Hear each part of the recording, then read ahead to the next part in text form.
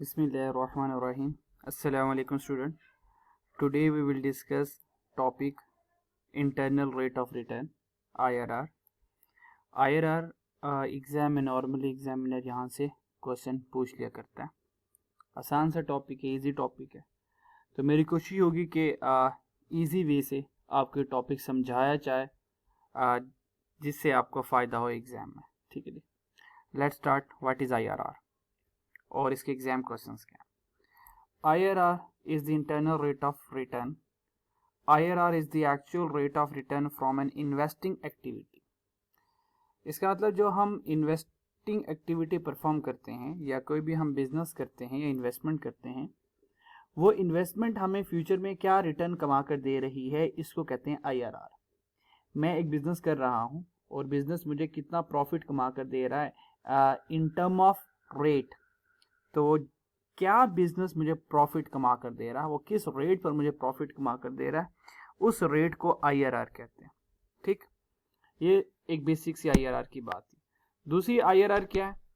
IRR वो rate है जहां पर नेट प्रेजेंट वैल्यू हमारे प्रोजेक्ट की जीरो हो जाती है। अब इसका क्या मतलब कि हमारे प्रोजेक्ट की नेट प्रेजेंट वैल्यू जीरो हो जाती है, ये इंशाल्लाह आपको एक एग्जांपल से अभी समझाऊंगा। ठीक है जी, इस तरह IRR के कुछ बिजनेस डिसीजंस हैं। फॉर एग्जांपल मेरे पास पैसे नहीं है, ठीक है, लेकिन मुझे काम करने का तजर्बा है। I have management skill, business skills, business करना जानता हूँ, बिजनेस को रन करने का तरीका मुझे आता है, पैसा नहीं है, पर क्या करूँ? तो बैंक के पास गया, मैंने कहा बैंक से लोन ले लेता हूँ। तो बैंक से लोन लेकर मैं बिजनेस स्टार्ट करूँगा। तो मैंने बैंक को कहा कि बैंक मुझे इतने पैसे चाहिए, फॉर एग्जांपल 50 लाख चाहिए। ठीक, तो बताएं क्या रेट ऑफ इंटरेस्ट चार्ज करेंगे। तो बैंक ने कहा हम आपसे 10% रेट ऑफ इंटरेस्ट चार्ज करेंगे, क्योंकि बीइंग अ फाइनेंस स्टूडेंट हम सारी कैलकुलेशन करेंगे before taking the loan. Loan लेने से पहले मैं सारे एस्टिमेशन लगाऊंगा कि जो मैं बिजनेस करने जा रहा हूँ, ये बिजनेस मुझे क्या प्रॉफिट प्रोवाइड करेगा, ये बिजनेस मुझे कितना रेट ऑफ प्रॉफिट प्रोवाइड करेगा। तो जब मैंने कैलकुलेशन की तो मुझे पता चला कि जो मैं बिजनेस करने जा रहा हूँ वो बिजनेस कम से कम मुझे 12% कमा कर देगा, 12% प्रॉफिट देगा। तो मैंने कहा ठीक है, बिजनेस से मैं 12% कमाऊंगा, उस 12 में से 10% बैंक का हिस्सा वापस करूंगा, जो एक्स्ट्रा 2% होगा मेरा प्रॉफिट होगा। एक वक्त ऐसा आएगा जब मैं बैंक का सारा लोन वापस कर दूंगा अपने बिजनेस के प्रॉफिट में से, और एट द एंड वो बिजनेस का मालिक मैं खुद बन जाऊंगा। तो देखें, मेरे पास कोई पैसा नहीं थे, विदाउट अ सिंगल पैनी मैंने अपना बिजनेस एस्टेब्लिश कर लिया। कैसे? अपनी स्किल से और अपने नॉलेज से। हो सकता है कि ये भी केस हो जाए कि बैंक हमसे 10% रेट ऑफ इंटरेस्ट चार्ज करे, जिसको कॉस्ट ऑफ कैपिटल कहते हैं, और जो मैं बिजनेस कर रहा हूं वो बिजनेस जो मुझे कमा कर दे रहा है वो भी 10% कमा कर दे रहा है। अब फैसला मेरा न्यूट्रल है, अब प्रोजेक्ट मेरा न्यूट्रल है, मेरी मर्जी में प्रोजेक्ट कर सकता हूं, मेरी मर्जी में स्किप कर दूं। और अगर ऐसा हो जाए कि बिजनेस बैंक तो मुझसे 10% लोन चार्ज कर रहा है, और लेकिन जो मैं बिजनेस स्टार्ट करने जा रहा हूं वो बिजनेस मुझे लेस देन 10% कमा कर दे रहा है, इट्स मीन ये प्रोजेक्ट मेरे लिए वर्थवाइल नहीं है, मैं ऐसा प्रोजेक्ट नहीं करूंगा।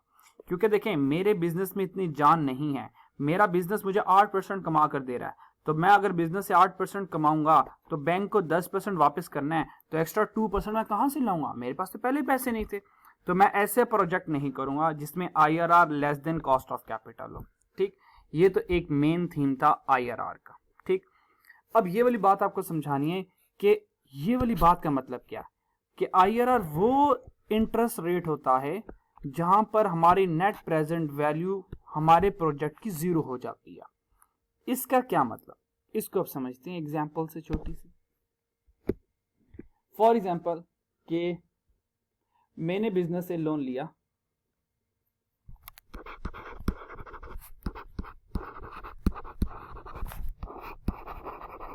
मैंने एक बैंक से लोन लिया, ठीक है, और मैंने बैंक से loan taken from bank ₹100 at 10% for 1 year. 1 साल के लिए मैंने बैंक से 100 रुपया लिया 10% रेट ऑफ इंटरेस्ट के साथ। तो जब मैं 1 साल बाद बैंक का पैसा वापस करूंगा, आज मैंने 100 रुपीज लिए बैंक से, और 1 साल बाद 10% के हिसाब से जो मैं बैंक को पैसे वापस करने वाला हूँ 110 रुपये करूँगा। ठीक हो गया, ये 110 रुपया। तो मैंने कहा कि यार अगर आज मैं 100 रुपया बैंक से उधार लेता हूँ, लोन लेता हूँ, तो 1 साल बाद मुझे बैंक को 110 रुपये वापस करने हैं। तो मैं क्या करूँगा, बैंक से ये 100 रुपीज़ लूँगा, ठीक है, और इस 100 को इन्वेस्ट करूँगा, इन्वेस्ट इन अदर प्रोजेक्ट। मैंने यहां से बैंक से 100 लिया, 100 रुपया लेके मैं चला गया और रास्ते में सोचता रहा यार बैंक से 100 रुपया ले तो लिया, अब इस 100 रुपये को कहाँ इन्वेस्ट करूं। तो मैं क्या करूंगा, इन्वेस्टमेंट अदर प्रोजेक्ट, मैं इसको किसी और प्रोजेक्ट में इन्वेस्ट करूंगा। फॉर एग्जाम्पल मेरा दोस्त बिजनेस करता था, मैंने कहा यार मेरे पास 100 रुपया है, अगर मैं 100 रुपया तुझे दूं तो 1 साल बाद तू मुझे कितने वापस करेगा। उसने कहा भाई अगर आप मुझे आज 100 रुपीज देते हो तो 1 साल बाद मैं तुम्हें फॉर एग्जाम्पल 113 रुपये दे दूंगा, 113 रुपये दे दूंगा। हमने कहा यार डील तो अच्छी है, क्योंकि साल बाद मैंने बैंक को 110 रुपये वापस करने हैं। अगर यही बैंक का 100 रुपया मैं किसी अदर प्रोजेक्ट में इन्वेस्ट कर दूं तो साल बाद मेरे पास 113 रुपये आएंगे।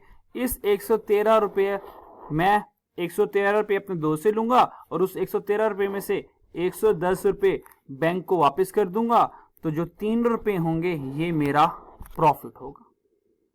इसका मतलब कि मुझे ये 113 वाली इन्वेस्टमेंट कबूल है, क्योंकि बैंक को 110 वापस करना है, मुझे 113 मिल रहा है, 110 से ज्यादा मिल रहा है, इसलिए मैं इस प्रोजेक्ट में इन्वेस्टमेंट करना चाहूंगा।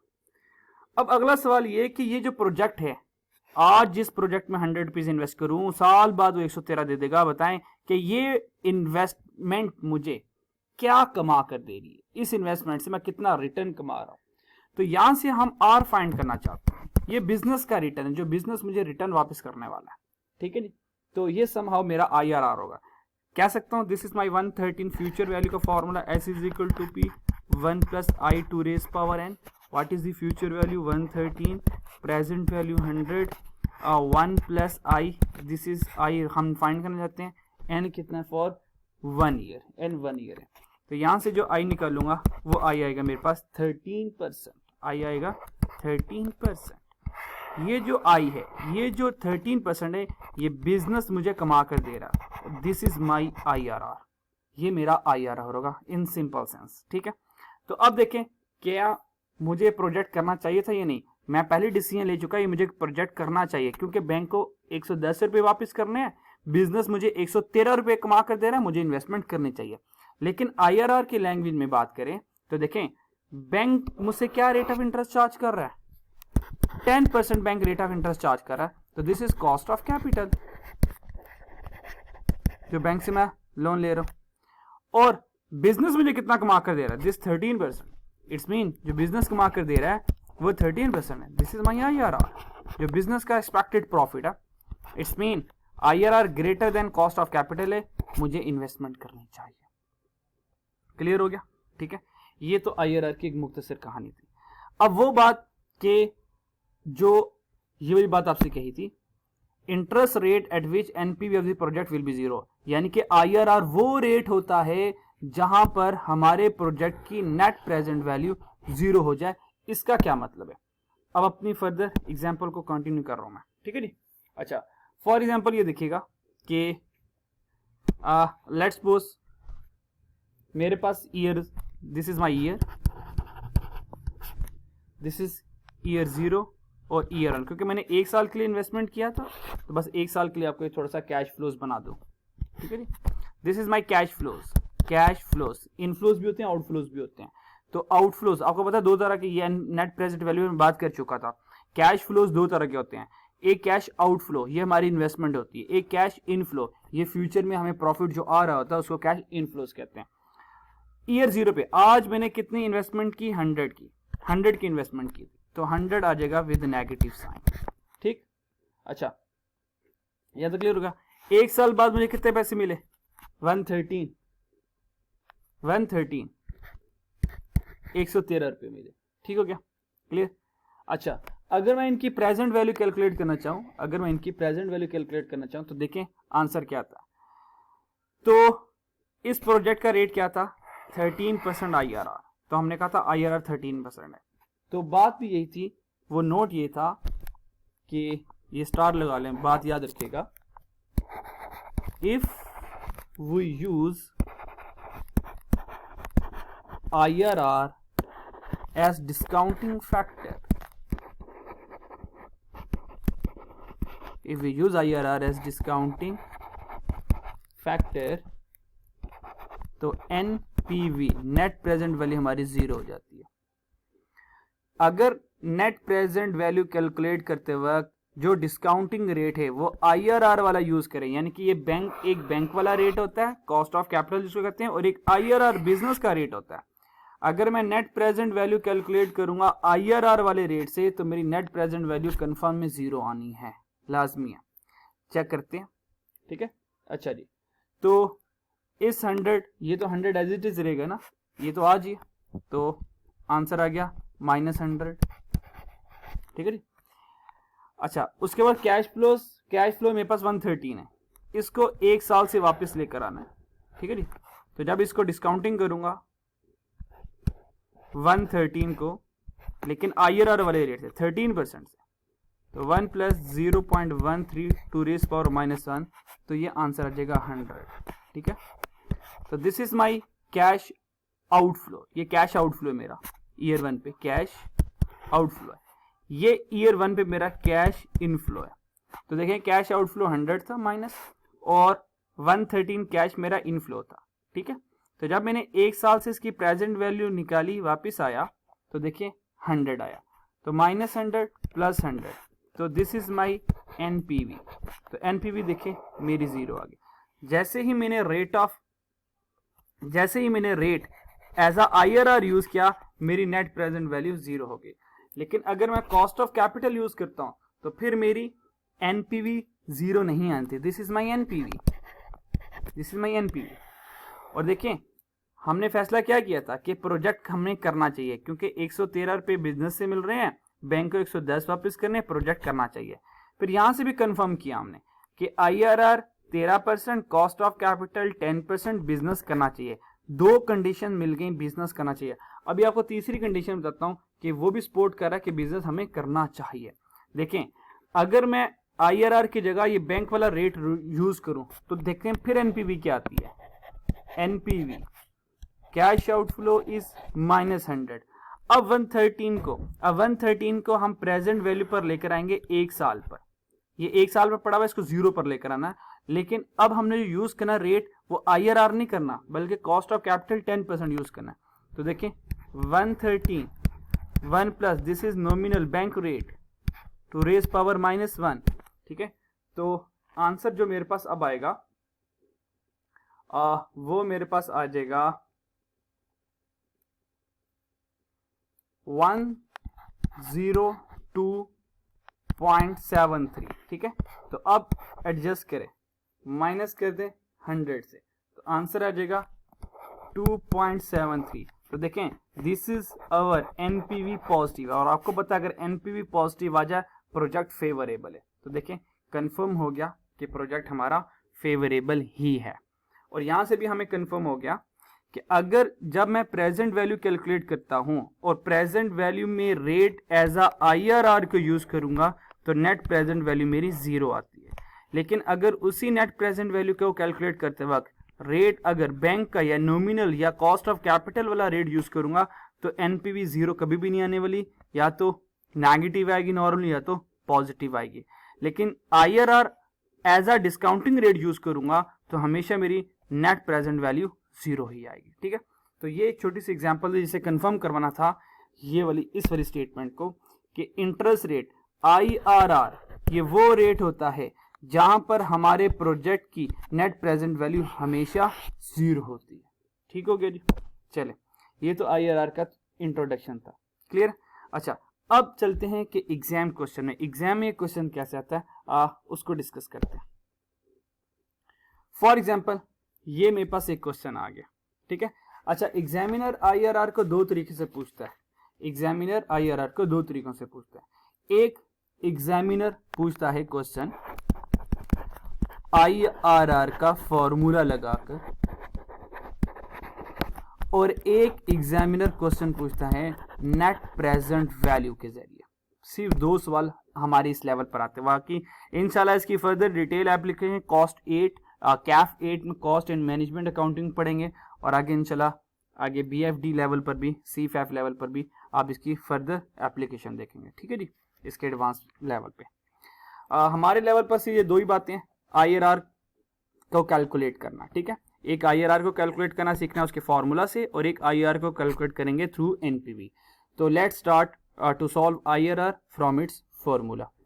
कह रहा है कि a business require minimum expected return. सबसे पहले वो कह रहा है कि हमारे पास एक बिजनेस ने मिनिमम एक्सपेक्टेड रिटर्न 12% कमा कर दिया, और प्रेजेंट वैल्यू जो है 10% की वो 2057 है, और प्रेजेंट वैल्यू जो 15% पर है एक प्रोजेक्ट की वो 5920 है।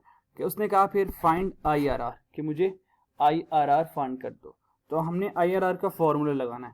IRR का जो अपना इटसेल्फ फॉर्मूला है वो ये है, IRR is equal to low rate plus net present value at low rate divided by net present value low rate minus net present value at high rate multiply by high rate minus low rate. ये NPV का formula. ठीक है, तो हम इस फॉर्मूले को use करते हुए कैलकुलेशन को सॉल्व करेंगे और IRR को फाइंड करेंगे। लो रेट क्या है? हमें पता है कि हमारे पास 2 तरह के रेट है, एक 10% है और एक 15% है। ये 2057 ये प्रेजेंट वैल्यू है, 10% की प्रेजेंट वैल्यू, और 5920 ब्रैकेट शोज माइनस।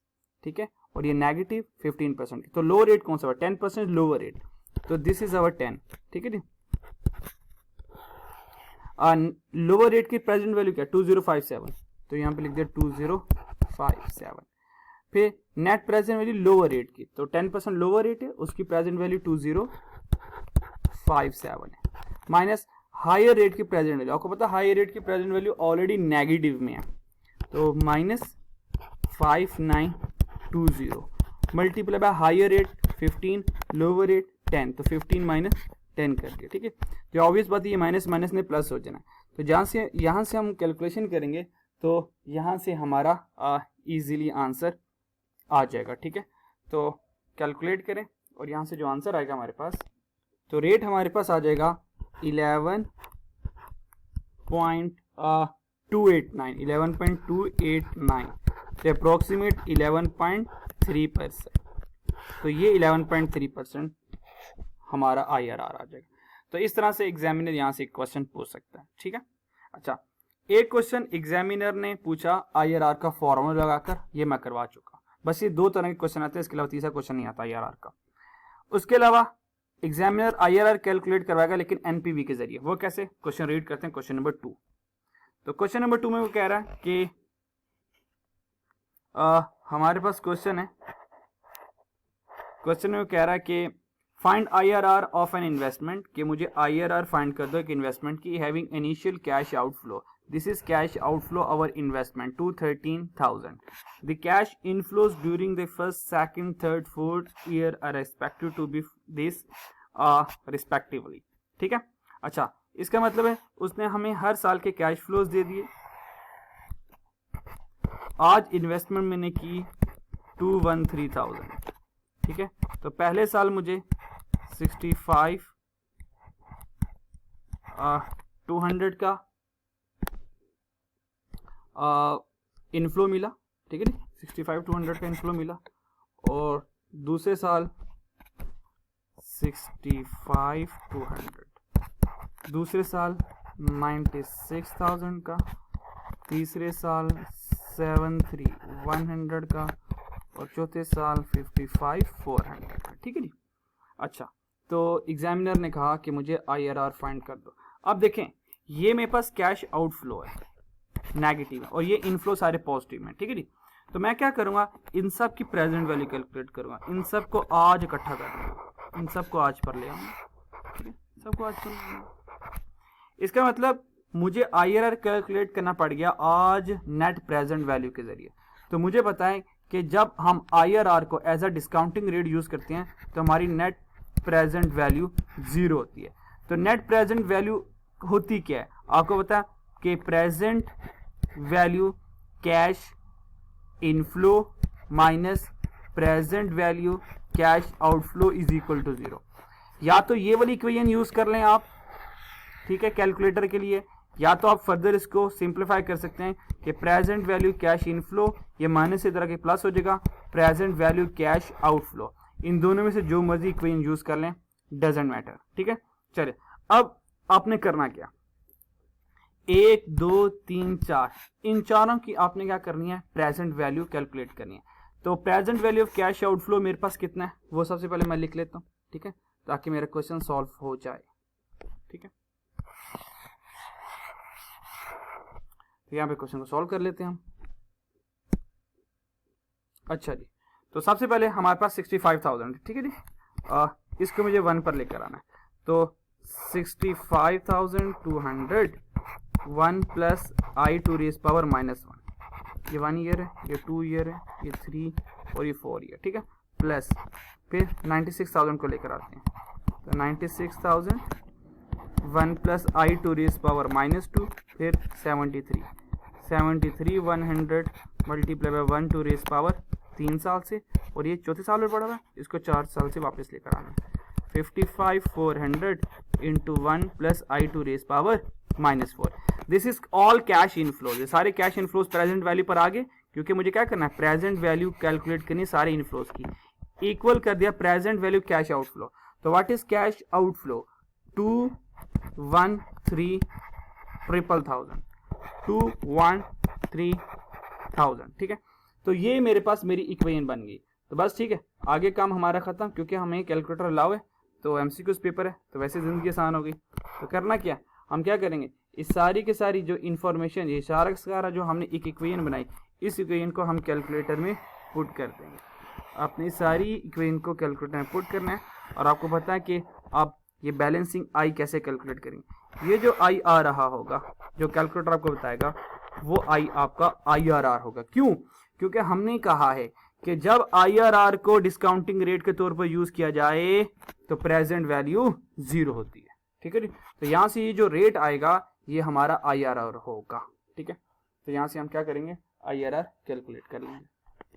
जब आपने कैलकुलेटर सॉल्व किया तो कैलकुलेटर आपको आंसर दे देगा 0.1405, ठीक है। तो इन परसेंटेज कन्वर्ट करेंगे तो बनता है 14.05%। तो 14.05% ये हमारा राइट आंसर होगा, ठीक है। तो अब इन चारों में से 14.05% कहाँ है, ये वाला तो आंसर गलत है ना, ये तो ये लिखा हुआ है 0.001405। तो नियरेस्ट अगर हम मूव करना चाहें तो ये आंसर होगा हमारा, ठीक है जी, क्लियर। या इसको आप बेशक 14.05% आप बेशक कर लें आप इसको, ठीक है। तो ये हमारा राइट है। तो ये स्टूडेंट ओवरऑल हमारा नेट प्रेजेंट वैल्यू था। तो होप सो इंशाल्लाह इसी से रिलेटेड अगर एग्जाम में क्वेश्चन आएंगे तो इसी से रिलेटेड ही नॉर्मली आया करते हैं, ठीक है। यहाँ से बस एक छोटा सा क्वेश्चन और कर लें। देखें आप सोच रहे होंगे कि सर देखें यहाँ पर अगर फॉर्मूला एग्जामिनर यूज़ करवाता है तो देखें एक नेट प्रेजेंट वैल्यू नेगेटिव में, एक पॉजिटिव में, हो सकता है कि दोनों पॉजिटिव में हो। फॉर एग्जाम्पल एक छोटी सी एग्जाम्पल करवा दूँ कि हमने कहा हमने 8% पर NPV कैलकुलेट की 1500 आई, फिर हमने 12% पर NPV कैलकुलेट की तो 12% की नेट प्रेजेंट वैल्यू 500 आई, ठीक है।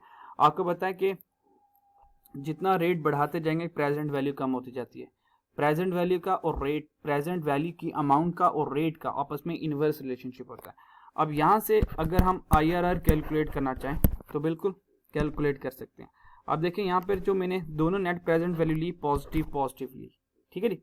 तो what is the lower rate, तो यहाँ पे फॉर्मूला हमने ये वाला यूज करना है, ठीक है, ये वाला यूज करना। तो लोअर रेट 8% है, तो यहाँ पर आगे मेरे पास 8, फिर प्लस एनपीवी लोअर रेट वाली, फिर एनपीवी लोअर रेट वाली माइनस एनपीवी हायर रेट वाली, multiply by higher rate minus lower rate. तो यहाँ से जो मेरे पास IRR आएगा वो मेरे पास 14% आएगा। ठीक है, तो दोनों पॉजिटिव हो सकते हैं, दोनों नेगेटिव हो, जो मर्जी हो, क्योंकि आपको ये कैलकुलेट नहीं करना। इंशाल्लाह जब कॉस्ट आप कैफ 8 पढ़ेंगे तब आप ये IRR हैज़ार्ड बेसिस पर खुद निकाल रहे होंगे। यानी कि अब आप मुझसे ये पूछेंगे सर ये 1500 कहाँ से आ गया, 500 कहाँ से आ गया। कैफ 8 में इंशाल्लाह ताला अब ये 1500 500 ये भी आप कैलकुलेट कर रहे होंगे, क्योंकि हमारे सिलेबस में नहीं है। हमारे सिलेबस में ये क्या है, एग्जामिनर ये बनी बनाई वैल्यूज दे देगा, हमने सिर्फ जस्ट इस फॉर्मूलेज में पुट करना है और हमारा आंसर 14% या 11.3% आ जाएगा। सेकंड काम क्या है, एग्जामिनर नेट प्रेजेंट वैल्यू का क्वेश्चन देगा, ओके का वहां से मुझे IRR कैलकुलेट कर दो। आपको पता है जब प्रेजेंट वैल्यू के थ्रू IRR कैलकुलेट करना हो तो हम प्रेजेंट वैल्यू कैश इनफ्लो को इक्वल कर देते हैं present value of cash outflow को, वहां से हम जो रेट है वो बैलेंसिंग तौर पर फाइंड कर लेते हैं। वो जो आई आता है वो आई हमारा rate of internal rate of return होता है। ठीक है, तो thank you so much, hope so आपको इसकी समझ आई होगी। अल्लाह हाफिज़।